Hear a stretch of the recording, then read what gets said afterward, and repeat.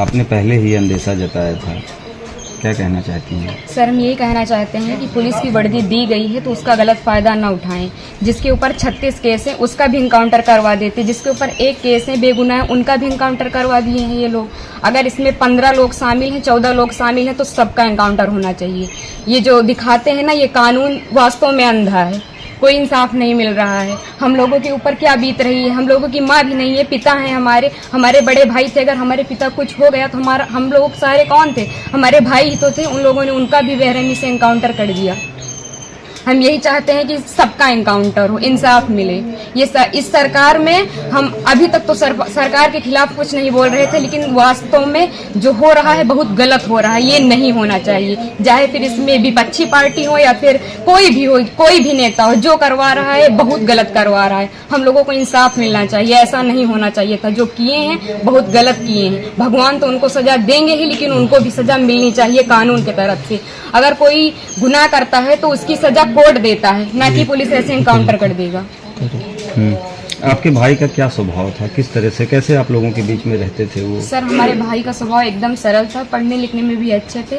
हम लोगों के साथ एकदम फ्रेंड के जैसे बिहेवियर उनका था, और गए थे तो बात भी होती थी, और हम लोगों से बहुत ज़्यादा उनको लगाव स्नेह था, जैसे कि हर एक भाई बहन में होता है। और आज ये सुनने के बाद जैसे लग रहा है कि हम लोगों के जमीन पैर से एकदम खिसक गई हो।